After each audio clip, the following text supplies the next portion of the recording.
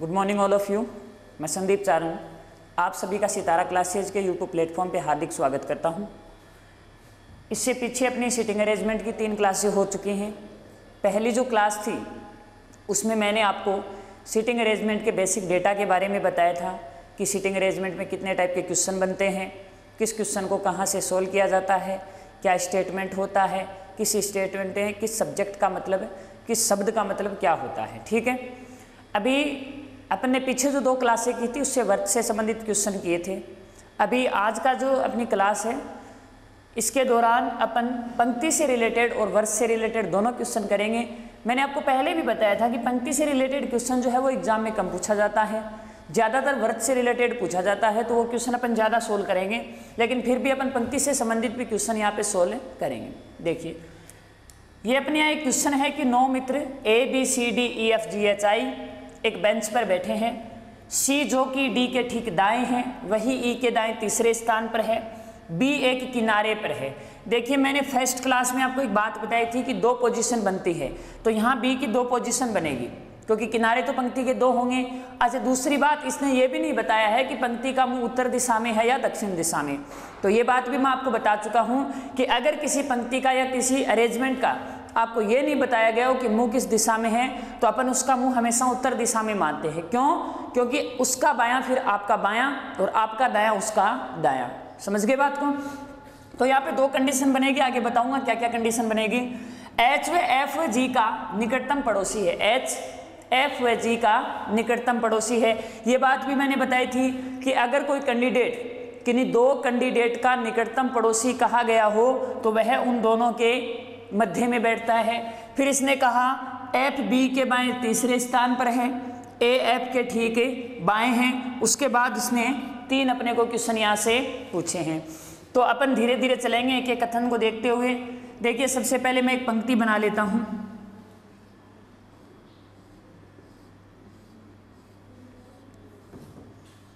ये मैंने 9 स्थान मान लिए, 2 4 6 8 9। इनका मुंह किधर है? उत्तर की ओर, तो ये तो क्या होगा? बायां। ये क्या होगा? दायां। देखिए मैंने आपको कहा था कि पंक्ति का जो भी क्वेश्चन हो उसकी शुरुआत हमेशा किनारों से की जाती है। कहां से की जाती है? किनारों से।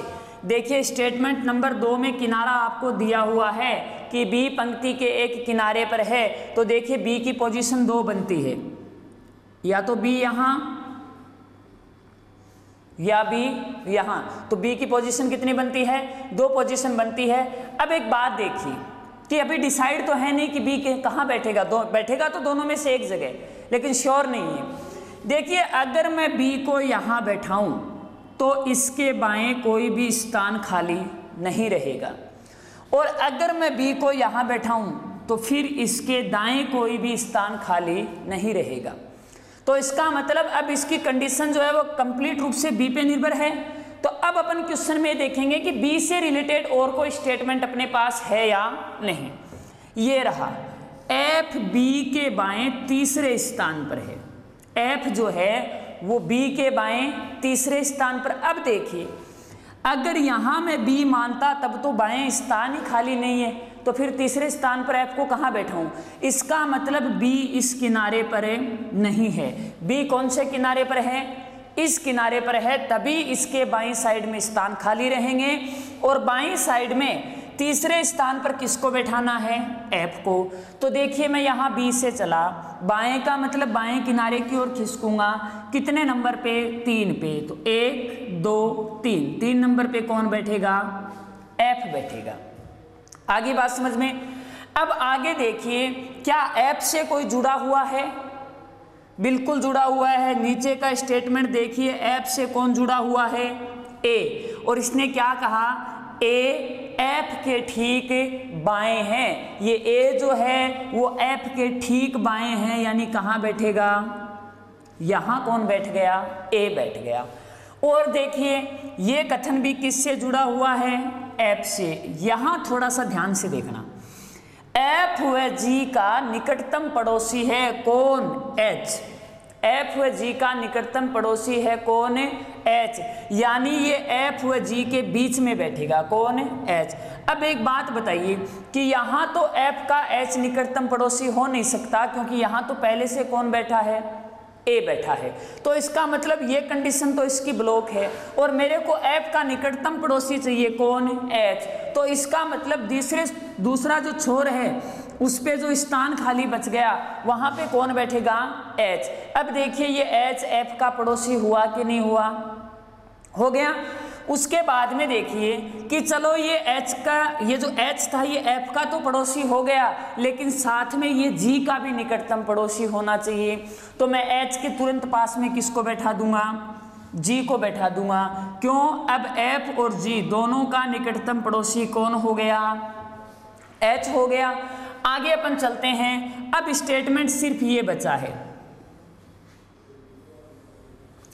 एक बात बता देता हूं कि यहां दो स्टेटमेंट है, ई सी जो कि डी के ठीक दाएं हैं, वही ई के दाएं तीसरे स्थान पर है।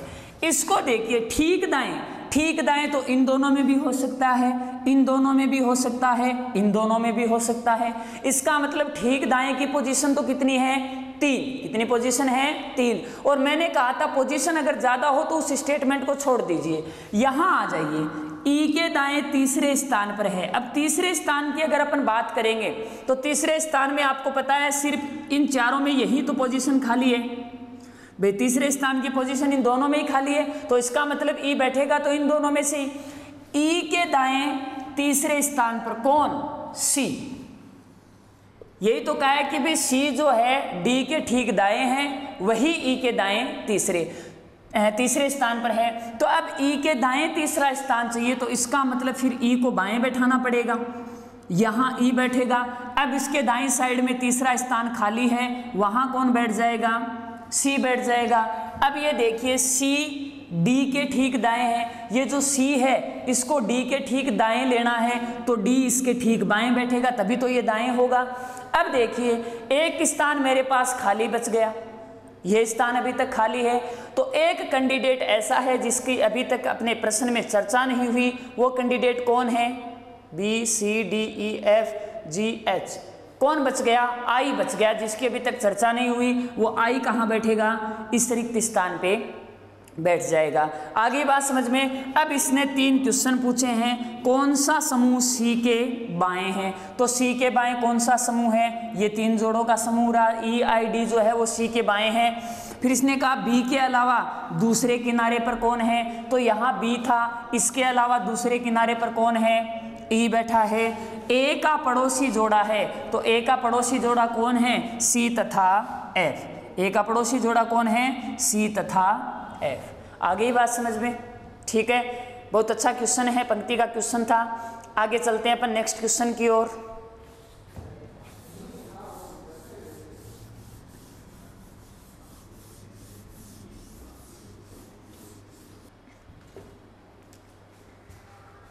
हाँ जी, ये अगला क्वेश्चन है वो है, देखिए मैंने आपको कहा था कि कई बार क्वेश्चन ऐसे भी आते हैं कि उसमें कई कैंडिडेट का मुंह बाहर की ओर होता है और कई कैंडिडेट का मुंह के अंदर की ओर होता है। काफ़ी इंपॉर्टेंट क्वेश्चन माना जाता है।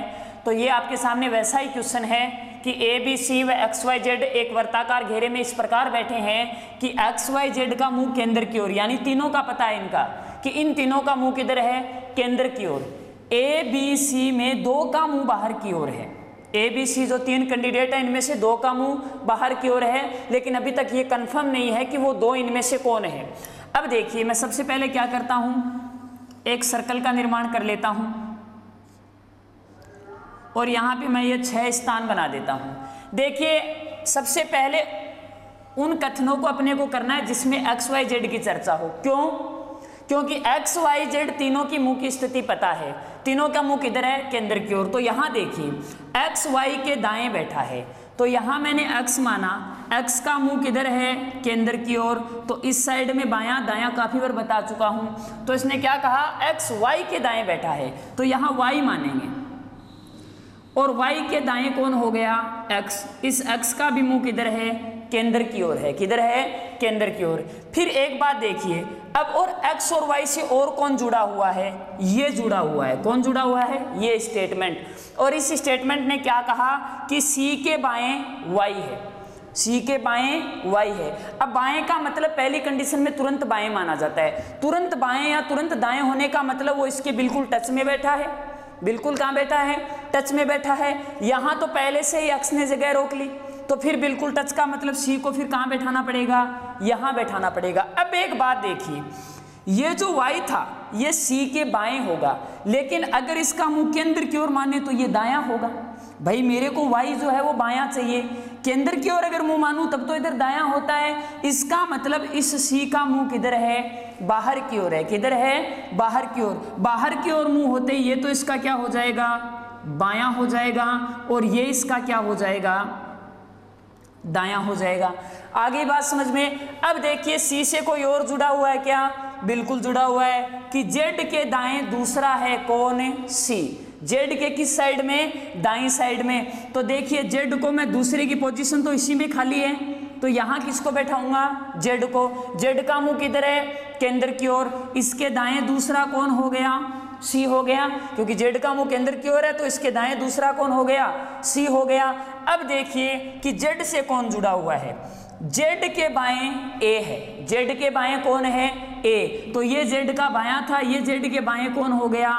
a हो गया। देखिए अभी भी एक कैंडिडेट बचा हुआ है। कौन बचा हुआ है? b। कौन बचा हुआ है? b। वो यहाँ बैठ जाए। कहाँ बैठेगा?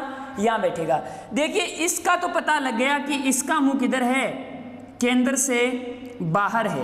क्यों? जब इसका मुंह केंद्र से बाहर होगा तभी y इसके बाएं आएगा, अन्यथा इसके दाएं आएगा। और मेरे को y को इसके बाएं ही लेना था। इस साइड को अगर मेरे को बायां बनाना है तो इसका मुंह मेरे को किधर करना पड़ेगा? बाहर की ओर करना पड़ेगा। लेकिन दो कैंडिडेट अभी भी बाकी हैं, a और b, जिनके मुंह की स्थिति का निर्धारण अभी तक नहीं हुआ है। तो इसका निर्धारण करेगा ये स्टेटमेंट कि a b के बाएं दूसरा है, कि ये जो a है ये b के बाएं दूसरा है। तो देखो b के बाएं दूसरा बनाना है। ये साइड मेरे को कौन सी बनानी है? बाएं बनानी है। कौन सी साइड बनानी है? बाएं। और इस साइड को बाएं बनाने के लिए मेरे को इस व्यक्ति का मुंह किधर करना पड़ेगा? केंद्र की ओर करना पड़ेगा। किधर करना पड़ेगा? केंद्र की ओर। क्यों? देखो इसने यही तो कहा था कि भाई a के बाएं दूसरा b है, a के बाएं दूसरा b है। क्षमा चाहूंगा, a के बाएं दूसरा b है। ये जो a है इसके बाएं दूसरा b है। बात तो वही है कि b के दाएं हो जाएगा। अगर आपके कोई कैंडिडेट बाएं हैं तो b आपके दाएं हो जाएगा। इसने कहा a के बाएं दूसरा b है। ये जो b है ये a के किस साइड में है? बाईं साइड में है। और ये साइड जो है वो बाईं कब होगी? जब इस कैंडिडेट का मुंह किधर होगा? बाहर की ओर होगा। किधर होगा? बाहर की ओर। जो पहले बताया था बात वो भी सही है, लेकिन आपको समझने में थोड़ी सी प्रॉब्लम हो सकती थी कि अगर b को मानूं या b के अंदर मानूं तब तो ये बाएं हो जाएगा, और अगर a की बाहर मानूं तब ये इस साइड में बाएं हो जाएगा। तो क्वेश्चन ने यही कहा था कि तीनों में से दो का मुंह बाहर की ओर है, तो बाहर की ओर एक तो मुंह है c का और एक मुंह है a का। आगे बात समझ में। ये बनाने के पश्चात आप एक बार फिर से डेटा को चेक कर लेना। x y के दाएं बैठा है, x y के दाएं बैठा है, केंद्र की ओर मुंह है। z के बाएं a है, z के बाएं a हो गया, a के बाएं दूसरा b है। अब a का मुंह बाहर की ओर है तो बायां इधर होगा, दूसरा b बैठा ही है। z के दाएं दूसरा c है, z के दाएं दूसरा कौन है? c है, c के बाएं y है। अब c बाहर की ओर मुंह करके बैठा है तो बायां ये होगा, कौन बैठा है? y। प्रश्न में क्या पूछा था? तो बाहर की ओर मुंह करने वाले, बाहर की ओर मुंह करके कौन कौन बैठे हैं? तो कौन कौन बैठे हैं? एक तो c बैठा है और एक a बैठा है। तो ये प्रश्न है जिसमें कैंडिडेट की कंडीशन जो है वो दोनों दिशाओं में होती है, केंद्र की ओर भी होती है और केंद्र से बाहर की ओर भी होती है। चलते हैं नेक्स्ट क्वेश्चन की ओर।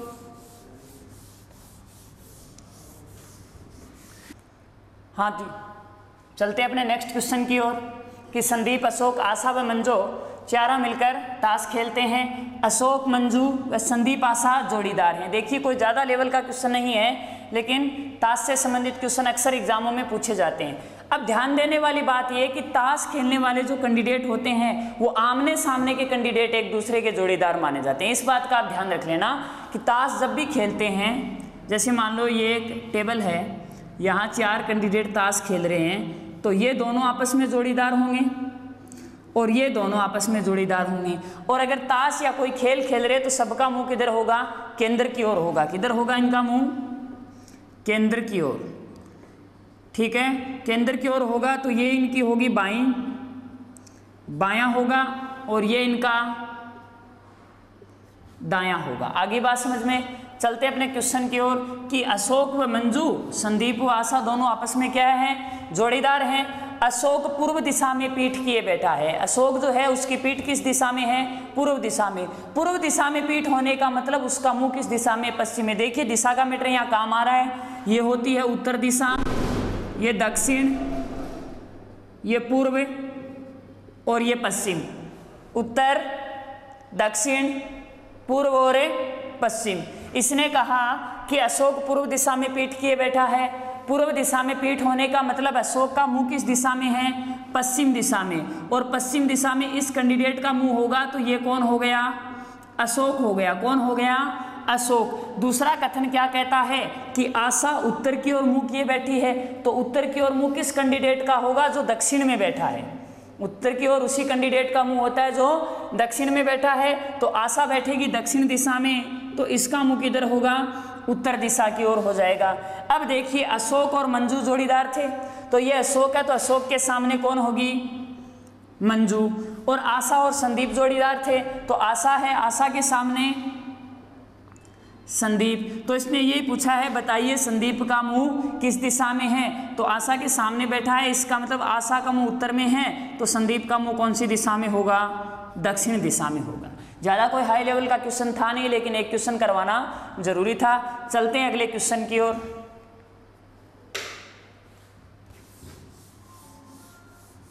जी देखिए अपना नेक्स्ट क्वेश्चन है। 7 सदस्य एक पंक्ति में बैठे हैं। ए डी और एफ के बीच है, सी एफ और जी के बीच है, जी सी और ई के बीच है, डी बी और ए के बीच है। तो बीच में बैठे व्यक्ति का नाम। देखिए मैंने आपको स्टार्टिंग में एक बात बताई थी कि अगर आपको कहीं पंक्ति में ऐसा प्रश्न पूछा जाए कि पंक्ति के ठीक मध्य में कौन बैठा है, तो सबसे पहले आपका ध्यान जाना चाहिए पंक्ति में बैठे सदस्यों की संख्या के ऊपर।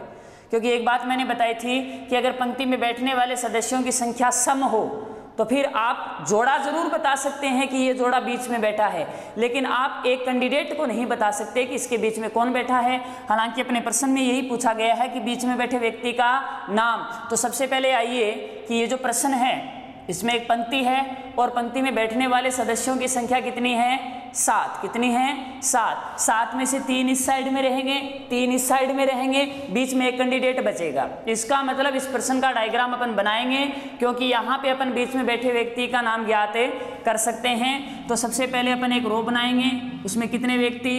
3, 4, 5, 6, 7। ठीक है, इसने क्या कहा कि ए, डी और एफ के बीच। अब देखिए सबसे पहले ये देखिए कि कहीं कॉर्नर मिल रहा है? बिल्कुल नहीं है किसी भी कथन में कॉर्नर। कहीं बायां दायां मिल रहा है? बिल्कुल नहीं है। इसका मतलब अब मैं जहां बैठाना चाहूं इसको बैठा सकता हूं। बट एक बात देखिए, एफ और जी के बीच आगे कौन आने वाला है? सी। तो इसका मतलब एफ को इस कॉर्नर पे मत ले लेना। एक बार चलो इसको ट्राई करते हैं कि ए, डी और एफ के बीच है। तो यहां मैंने डी बैठाया, यहां मैंने एफ बैठाया और दोनों के बीच किसको बैठाया? ए को। लेकिन फिर इसने क्या कहा कि एफ और जी के बीच में सी आना चाहिए। एफ और जी के बीच में कौन आना चाहिए? सी। लेकिन अगर मैं यहां एफ को बैठा दूं तो फिर बीच वाली पोजीशन तो ब्लॉक है। किसने ब्लॉक कर ली? ए ने ब्लॉक कर ली। इसका मतलब ये डी तो बैठेगा यहां और एफ बैठेगा यहां। अब ये कंडीशन बन गई। अब अपने को इसके अकॉर्डिंग आगे काम करना है। दूसरे कथन में फिर एफ की चर्चा हुई। क्या कहा? एफ और जी के बीच सी है, तो ये एफ बैठा है। एफ और जी के बीच कौन आ गया? सी आ गया। फिर इसने क्या कहा? सी और ई के बीच जी है। एफ और जी के बीच सी आ गया। जी सी और ई के बीच है, तो ये जी बैठा है। जी को किस किस के बीच में लेना है? सी और ई के बीच में, तो यहाँ पे मैं किसको बैठा देता हूँ, ई को बैठा देता हूँ। तो सी और ई के बीच में कौन आ गया, जी आ गया। बी और ए के बीच में डी, तो बी और ए के बीच में किसको लेना है, बी और ए के बीच में डी को लेना। अब ध्यान से सुनिए, अब यहाँ से मैं ये एक स्थान कट करूँगा और इसको इस साइड में लेके आऊँगा। किस साइड में लेके आऊँगा, इस साइड में लेके आऊँगा, और फिर मैं बी और ए के बीच किसको बैठाऊँगा, डी को बैठाऊँगा। क्यों, क्योंकि अब उधर तो मेरे को स्थानों की जरूरत ही नहीं है, तो जो मेरा एक स्थान बच गया उसकी जरूरत पड़ेगी मेरे को डी के नज़दीक। किसके नज़दीक जरूरत पड़ेगी, डी के नज़दीक जरूरत पड़ेगी, तो मैं उसको उठा के यहाँ से यहाँ ले आया। अब इसने कहा तो बीच में बैठे व्यक्ति का नाम क्या है, तो 3 कैंडिडेट मैंने इधर छोड़े, 3 कैंडिडेट मैंने इधर छोड़े, कौन बैठा, एफ। अब चलो आपको इसकी एक दूसरी कंडीशन और बता देता हूँ कि यही मैंने 7 कैंडिडेट लिए। कितने कैंडिडेट लिए, 7 कैंडिडेट लिए। इसने कहा ए, डी और एफ के बीच, तो ये डी और एफ के बीच क्या, ए। फिर इसने कहा एफ और जी के बीच सी। तो अब एक बात देखिए, एफ और जी के बीच में कौन है, सी। तो अब मैं एक करूँगा, इधर से 2 स्थान हटा लूँगा। इधर से कितने स्थान हटा लिए, 2। उन 2 को मैं किधर ले आया, इस साइड में ले आया। आगे चलिए देखिए, एफ और जी के बीच में सी हो गया। कौन हो गया, सी। अब ये 2 स्थान मैं इधर और ले आता हूँ, क्योंकि इधर मेरे को जी के आगे जरूरत पड़ेगी, तो ये मैं 2 स्थान ले आया। फिर इसने कहा जी सी और ई के बीच है, सी और ई के बीच हो गया। अब इसने कहा कि डी बी और ए के बीच है, डी जो था वो बी और ए के बीच। अब इस स्थान को एक को वापस किधर ले जाना पड़ेगा, इस साइड में। तो डी और बी के बीच कौन आ गया, ए। देखिए यहाँ भी पंक्ति के सेंटर में कौन था, एफ। यहाँ भी पंक्ति के सेंटर में कौन था, एफ। लेकिन अगर आपको ये पूछ ले यहाँ पे प्रश्न कि पंक्ति के बाएं किनारे पर कौन था, तो फिर आप क्या कहेंगे, आंकड़े अपर्याप्त है। क्यों, क्योंकि अगर पंक्ति को उत्तरोन्मुख माना जाए तब तो बाएं किनारे पर बी है, और पंक्ति को अगर दक्षिणोन्मुख माना जाए तब बाएं किनारे पर है, क्षमा चाहूंगा, तब भी बाएं किनारे पर है, बी है। बिल्कुल आराम से जवाब दे सकते हैं, क्योंकि अब इनके मुंह आपस में क्या हो गए, चेंज। उत्तर की ओर मुंह है तब बाएं किनारे पर बी है, अब दक्षिण की ओर मुंह करते क्या बदल गया, किनारा बदल गया, तो ये भी यहाँ चला गया, ये भी बायां किनारा है। तो दोनों जगह आंसर अपने क्या रहेंगे, सेम रहेंगे। आप इस साइड में भी बढ़ा सकते हैं और आप इस साइड में भी बढ़ा सकते हैं। काफ़ी अच्छा प्रश्न है, एसएससी सांख्यिकी ग्रेड 3 की एग्ज़ाम 2008 में ये प्रश्न पूछा गया था। उसके बाद में एक बार फिर ये प्रश्न रिवाइज हुआ है। आपको एक बात बता देता हूँ, एसएससी जो है वो अधिकतर प्रश्नों को रिवाइज करती है। आगे बात समझ में, बहुत से प्रश्नों को वो रिवाइज करती है, पीछे के पुराने क्वेश्चन हटाती है, थोड़ा बहुत उसमें परिवर्तन कर देती है, बाकी बहुत से क्वेश्चन रिवाइज भी होते हैं। ठीक है, चलते हैं नेक्स्ट क्वेश्चन की ओर। हाँ जी, ये अपना नेक्स्ट क्वेश्चन है कि P Q R S T V W केंद्रोन्मुख होकर बैठे हैं। आर वी के बाएं तीसरा है जो टी के बाएं दूसरा है, डब्ल्यू पी के दाएं दूसरा है जो वी का निकटतम पड़ोसी नहीं है, एस डब्ल्यू का निकटतम पड़ोसी नहीं है। तो यहाँ पे अब 3 क्वेश्चन है, आर के दाएं दूसरा कौन है, पी के बाएं तीसरा कौन है, क्यू के दाएं तीसरा कौन है। तो सबसे पहले अपन क्या करेंगे कि ये जो अपने 3 डेटा हैं, इन 3 डेटा के अकॉर्डिंग अपने को डायग्राम बनाना है। कैंडिडेटों की संख्या कितनी है, 7। कितनी है, 7। तो सबसे पहले अपन एक वर्त बनाते हैं, यहाँ 7 सदस्यों को बैठाते हैं। आगे बात समझ में। अब देखिए सबका मुंह केंद्र की ओर है, केंद्र की ओर है, तो ये बात आपकी क्लियर होनी चाहिए कि आपका जो बायां है वही इसका बायां होगा और आपका जो दायां है वही इसका दायां होगा। देखिए मैंने कहा था कि वृत्त के प्रश्न की प्रारंभ अपने को वहां से करना है जहां आपको बाएं या दाएं कोई स्थान मिलता हो। स्थान तो आपको यहां भी मिल रहा है कि बाएं तीसरा है, परंतु मैंने ये भी कहा था कि अगर कथन में जो और हो तो पहले आप आगे के स्टेटमेंट का सॉल्यूशन कीजिए। टी के बाएं दूसरा है। अब सबसे पहले तो ये देखेंगे कि स्टेटमेंट का सब्जेक्ट कौन है। तो मैंने कहा था अगर कथन में कहीं भी जो हो तो आगे का जो स्टेटमेंट है उसका सब्जेक्ट होता है सेकंड कैंडिडेट। तो यहाँ सेकंड कैंडिडेट कौन है, वी। तो टी के बाएं दूसरा है कौन, वी। तो ये मैंने बैठाया टी को, टी के बाएं दूसरा कौन बैठता है, वी। वी से कौन कनेक्ट है, आर। आर वी के बाएं तीसरा, इस वी के बाएं तीसरा कौन है, आर। तो पहला दूसरा तीसरा कौन हो गया, आर हो गया। आगे के स्टेटमेंट में चर्चा हुई है डब्ल्यू और पी की। किसकी चर्चा हुई है? डब्ल्यू और पी की। लेकिन अभी तक मेरा जो इतना डायग्राम बना है इसमें ना डब्ल्यू है और ना ही पी। तो मैं क्या करूँगा कि आगे के स्टेटमेंट पे जाऊँगा। वापस क्या आया? जो वी का निकटतम पड़ोसी नहीं है, जो वी का निकटतम पड़ोसी नहीं है। तो अगर जो वापस आया तो इस स्टेटमेंट का सब्जेक्ट सेकंड पर्सन यानी पी होगा। तो वी का निकटतम पड़ोसी नहीं है। कौन नहीं है? पी। तो देखिए पी की मैं दो जगह ब्लॉक कर देता हूँ निकटतम पड़ोसी की। पी यहाँ नहीं बैठ सकता और पी यहाँ नहीं बैठ सकता। तो अब पी के लिए ये दो ही जगह खाली बची है। इनमें से भी कौन सी जगह लेनी है कि पी के दाएं दूसरा होना चाहिए डब्ल्यू, पी के दाईं साइड में आना चाहिए। तो अगर मैं यहाँ बैठाऊंगा तभी तो दाईं साइड में दूसरी जगह खाली है। अगर मैं यहाँ बैठा दूँ फिर तो बाईं साइड में दूसरी जगह खाली होगी। तो मैं यहाँ किसको बैठा देता हूँ? पी को। पी के दाएं दूसरा कौन हो गया? डब्ल्यू हो गया जी। कौन हो गया? डब्ल्यू। अब ये पी वाली दोनों पोजीशन यहाँ से खाली हो गई। फिर इसने क्या कहा? एस डब्ल्यू का निकटतम पड़ोसी नहीं है। एस जो है वो डब्ल्यू के पास में नहीं बैठता है। कोई अपने जरूरी थोड़ी है पास में बैठाना, एक जगह खाली और पड़ी है यहाँ। तो फिर मैं इसको यहाँ बैठाऊंगा क्योंकि डब्ल्यू के पास में अगर बैठा दूंगा तो ये स्टेटमेंट मेरा रॉन्ग हो जाएगा। और कोई भी स्टेटमेंट सिटिंग अरेंजमेंट में कभी भी रॉन्ग नहीं होता है। अब बच गया एक कैंडिडेट जिसकी अभी तक चर्चा नहीं हुई है, वो कैंडिडेट है क्यू। तो वो कहाँ बैठेगा? यहाँ बैठेगा। एक बार पुनः स्टेटमेंट की चेक करेंगे। टी के बाएं दूसरा वी, टी के बाएं दूसरा, टी के बाएं दूसरा वी, आर वी के बाएं तीसरा, वी के बाएं तीसरा कौन है? आर है। वी का निकटतम पड़ोसी नहीं है पी, बिल्कुल नहीं है। ये पी है और ये वी है तो निकटतम पड़ोसी नहीं है। डब्ल्यू पी के दाएं को दूसरा, ये पी के दाएं को दूसरा कौन हो गया? डब्ल्यू हो गया। एस डब्ल्यू का निकटतम पड़ोसी नहीं है, बिल्कुल नहीं है। डब्ल्यू का निकटतम पड़ोसी एस दूर बैठा है। अब पहला क्वेश्चन, आर के दाएं दूसरा कौन है? तो ये रहा आर, इसके दाएं पहला दूसरा कौन है? क्यू है।